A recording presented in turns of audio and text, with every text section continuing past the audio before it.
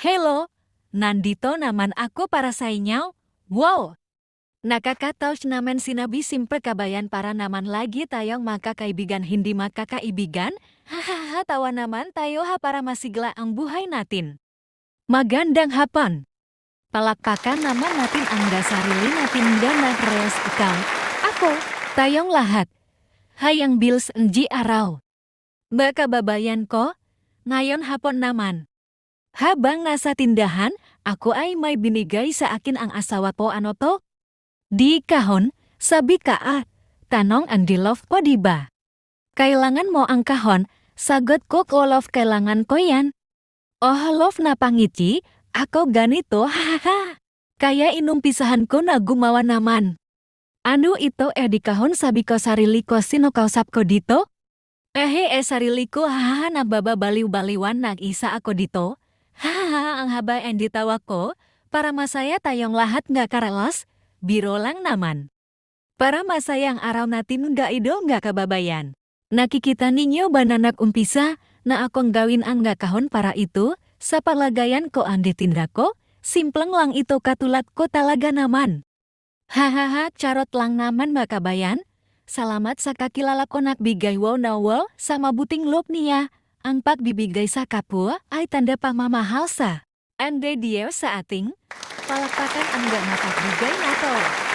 Isa ka na dito hangga idol ka pamilyang nga kaabayan, wow na wow, talaga? Ang nga puso ang nga taong ito. Ti Diyos ti mangisubliti na saya at nga aramit ninyo nga naimbag Ilocano version at kaya wag kayong masasawa tumulong? Dahil kawangis ninyo ang Diyos natin, masaya, nagagalak ang puso Diyos, kung alam mo ninyo lang salamat, sa mga taong pinapadala niya, congrats dahil sa pinakikita mong kabutihan, sa kapwa mo. Ganito lang ginagawa kabayan pinagdikit-digit ko ang kahon sa kabinutasan sa gilid-gilid saka sa gitna saka ko ilalagay ang lubid kihimpitan ninyo mabuti para hindi na siya mahulap. Basta wag ka mahulog sa iba biro lang naman dahil nandito na nga ako sa puso ninyo charot. Yan ang gawin ninyo para matibay ang kahon katulad mo titibay ang kahon, kapag madami ang nakalagay, na panghipit ganyan, din ang buhay. Sa dami problema sa buhay natin mas lalo kang titibay pag madami kang pinagdadaanan, kaya sa susunod na may nga mabigat na problema ay makakaya mo na. Mga kabayan madali man sabihin ito, at mahirap gawin sa Diyos tayo ay matiwala sa lahat ang bagay-bagay alam niya ang dapat sayo wag pangungunahan siya manalik tayo para mas lalo tayong maintindihan. Ang nice niya para sa atin ha? Hindi tayo perpekto, pero mahal na mahal tayo, ang Diyos kabayan.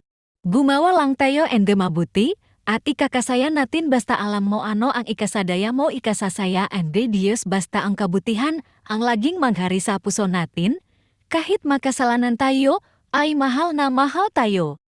Andy Diyos malapit na akong matapos dito kabayan ang diyan pa be kayo seryoso si Manang dito. Haha tawa ka naman diyan nanonut para parehas, na tayo Manang. Ilocano language.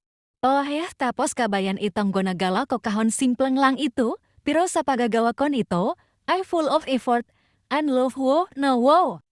Talaga, napa-English pa talaga ako dito. Napasabi si Manang tawa naman ako dito o tawa din kayo mga kabayan hahaha. Kaya kapag madiskart ka mabubuhay ka kahit na mahirap man kung ano ang estado mo ay kaya mo basta magtiwala sa kakayanan mo. Kaya ikaw, ako, tayong lahat ay kaya mo. Simpleng kahon ito, pero maraming mahalagang bagay na magagawa mo katulad paglagayan ang gatinda mo. Pero dapat magaan ang ilalagay dito yung alam na kaya niyang mabalanse ang bigat kasi kapag nilagyan mo mabigat bigla itong mahulog pag nakasabit. Natapos nga karelos kababayan itong ginagawa ko wow. Na talaga salamat sa Diyos.